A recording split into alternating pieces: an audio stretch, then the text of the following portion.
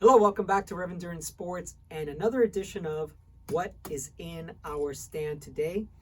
Now, that's a hashtag you can follow across all my social media. So Twitter, Instagram, Facebook, and here on YouTube.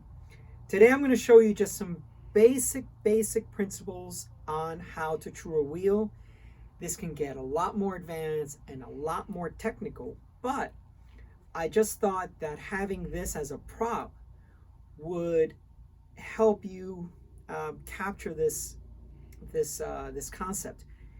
If it's possible, I would strongly suggest you pick up an entry-level bike somewhere, maybe at a garage sale, maybe somewhere where you can practice on a wheel. So this is a beach cruiser, and you might be able to find something like that at a garage sale. Hopefully it's not corroded and rusted, but it will help you practice on something that is not expensive and something that you're not going to damage, for example, a carbon wheel. So what we're going to do today is we are going to talk about the basics of truing a wheel. Now, like I said, this could get really complicated and very intense, but there are some basic tools you need. Now, some people create their own truing stands. I don't have the time, nor the inclination, nor the interest. I just buy the truing stand. If you have a lot of bikes in your family, it might make sense for you to buy a truing stand. This is a Park Tool truing stand. There are many other companies that make truing stands. So use whatever, but use a good quality truing stand, because the product of your work the finished product of your work will be reflected based on the tools that you have. All right. Basic thing is you need some spoke wrenches, and I've got tons of them, right? So you got this, you got this, you got this, you got this, you got this guy, you got this guy, you got this guy, you got this guy, right? And everyone that comes in has a different wheel with a different thing, and it's always just a pain, right? So these are all for internal stuff, okay? Internal nipples, all right? So we'll put those away. That one as well. That one as well. So some of these have already been featured in some of my other videos, but for most common road wheels, this is a Shimano one, but for most common road wheels, you're going to have just this red one and this black one. Those are the two most common. Most road wheels are the red key, so we're going to put that one away, because today, for this beach cruiser, we need this red key. Now, I have this piece of paper here, and you're wondering, what's that about? Well, on this truing stand, you do have this little white patch here, but it really makes truing a lot easier if I expand that patch. And an 8.5 by 11 piece of paper folded over just really helps this. And when you're truing and you're looking in this down direction, when you're looking down like this, that white background against a black tire, this is a white sidewall from a beach cruiser, but you have the black tire, you have the rim, and then you have this reflection coming back up. It just makes truing so much easier. So whatever stand you decide to create at home, find a way to have a white background. Okay, what are these other two tools that I have here? So this tool here is so that you can get the right tension on spokes. And so you have this little gauge here, and you wrap it around a spoke, and that will tell you the thickness of that spoke. And then once you find the thickness of that spoke, you find how many spokes you're lacing up your wheel with, and so on and so forth, and you get your spoke tensions, okay? Now, obviously, we're not going to do any of this stuff, but let's just say if it was an aluminum round spoke, or if it was a aluminum bladed spoke, right? So this table has a ton of stuff on it, right? With conversions as well. And you use this in combination with this tool, okay? And this is just a tensiometer. And let me show you quickly how this works. You're going to take your spoke, you're going to put it through this, follow this dotted line here. And when you put your spoke in there, depending on how much tension, how much resistance you're putting up against this cam, it'll tell you here how much tension that is. You take that, you go to your table, and you see what you got. So this is a front wheel. So typically on a front wheel, both sides of the spokes, or both sides of the hub and the spokes are the same tension. So if you come a little closer, I'm going to show you how to install this. So you put the spoke in between these two, so you follow that dotted line as I mentioned. And then when you release it, that creates a certain amount of tension, and it's indicated here on the side of the gauge, okay? And what you'll generally know based on, as you're truing this wheel, there are, I don't know, 36 spokes I think this wheel has, you'll be like, okay, this wheel is really out of true, and this wheel is probably built on a machine. So machine built wheels are not as accurate, or as well built is a better way to say it. A well-built wheel is typically a hand-built wheel. So let's just, for S and G's as they say, so that measures 26. Let's just randomly pick another spoke. That also measures 26. I'm impressed already. That one measures 25-ish. I'm very impressed actually. That one's also 25. Wow. I don't think I've ever seen that on a beach cruiser wheel. Look at that. So I'm going to check the other side. Yeah, so 22, 23. Now there's a margin of a percentage that you're like, okay, yeah, so that one's 24. That one's 24. I am very impressed with the somewhat even tension on this. Okay, so now you know how to use a tensiometer. You know what this little table is for, and you know what this little guy is, okay? And you just kind of put it onto a spoke, and it'll tell you the width of that spoke. But we're going to set all of that aside. Now, we're here in Southern California, more specifically San Diego, and even more specifically about 6 miles from the ocean. This is a beach cruiser, so this will end up near the ocean at some point.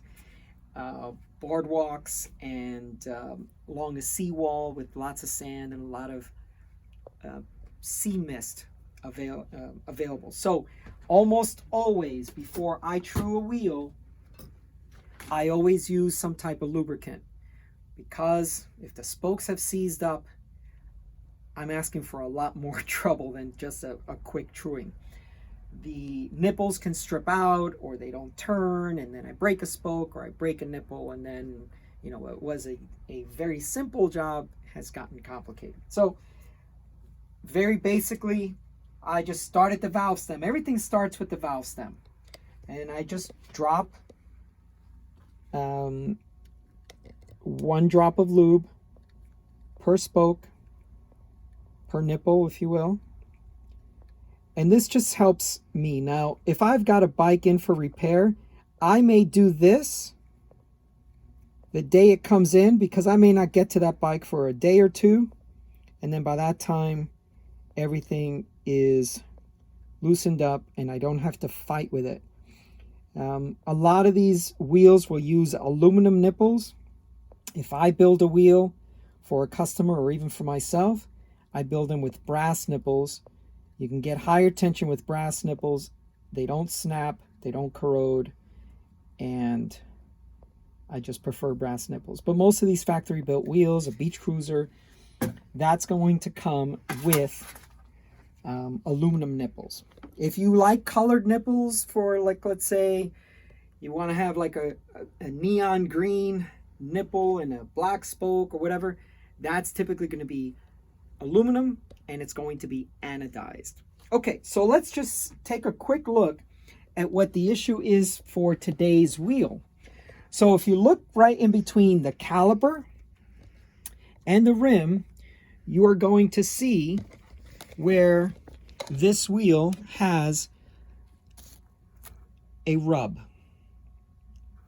See it right there? That came around, and then it's going to come around right there, and it comes around right there. Now, you can turn the caliper in more and more by turning this wheel. All right, so let's really get down to why you came to the video. I'm sorry that it's a 10-minute portion to get there, but that's what my videos are like. Okay, so what we want to do now is I see the valve stem here. I see we're about 4 or 5 spokes. I just want to keep that reference point for later. But what I'm looking for now is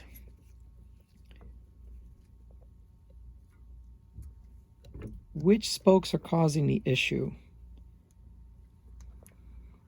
So it looks like it's from here to here. So I need to pull the wheel that way so that it's no longer rubbing on this. Okay? So to pull the wheel that way, I need to tighten spokes on that side so it pulls it in that direction. Okay, so we're going to go with this guy here and this guy here, and hopefully that'll start to pull. Now you may, just depending on how bad the wheel is, you may want to work in 3s. So if you're going to pull on that spoke to that side, then you're going to loosen these 2 spokes on this side. So let's try that. So we're going to loosen. We're going to loosen maybe this one a little bit.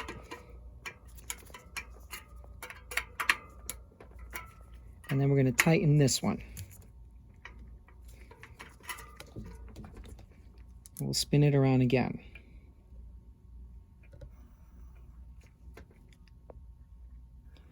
All right, so we're still rubbing right about here. So we're going to maybe tighten this guy a little bit. Tighten this guy a little bit. And then we're going to loosen this guy and this guy.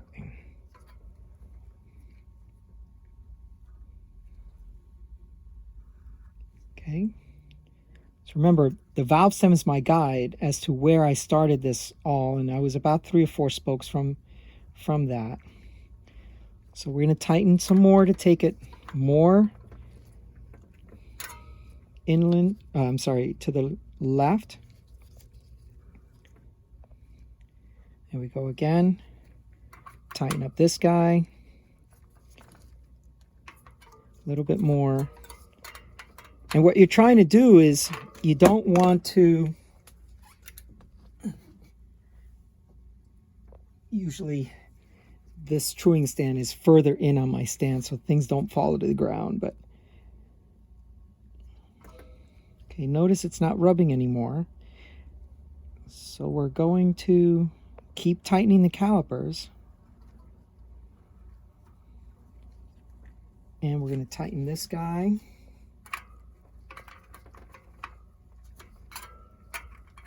Now, this bike has not seen much salt air, so it's actually in pretty good shape as far as trying to true it.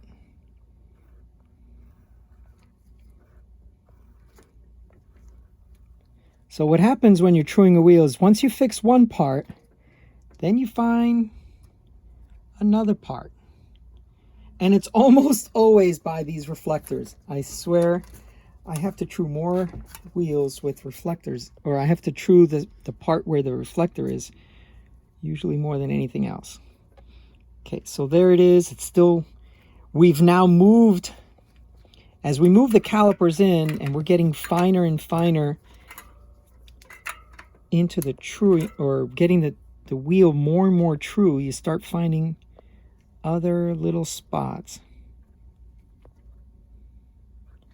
But yeah, it's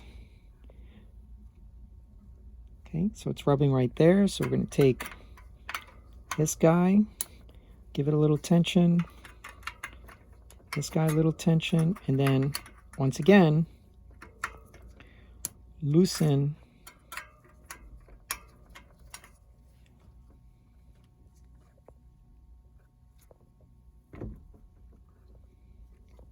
and this can take a while, so you just have to be patient. Small minor adjustments is all you need to do, because if you're too hasty, oops, I'm kind of bent over the camera, so sometimes I'm grabbing the wrong spoke, and I apologize for that. Okay, so I'm going to pull a little bit more.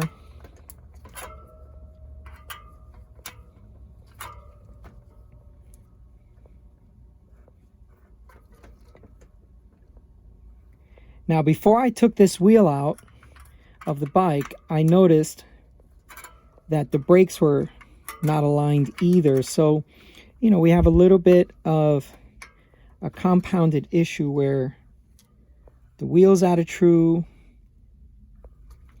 the brakes are not adjusted. So we'll fix both of those issues.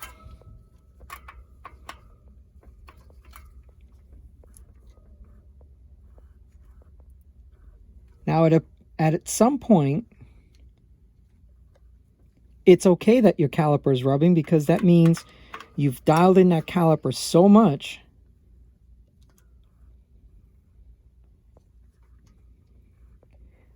All right, so we were taking out the part that was rubbing. Now we look for parts that may be too far away from the caliper, and so we'll tighten up those to bring the wheel a little bit more to the right.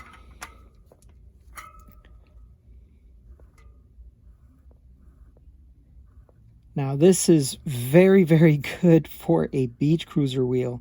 You may want to spend another, half hour or so on your own personal wheel, but this is, as far as beach cruisers go. Yeah. So don't be alarmed by that rubbing. It's just I've gotten the wheel so close to the caliper. I mean, we're probably only 1 to 2 mils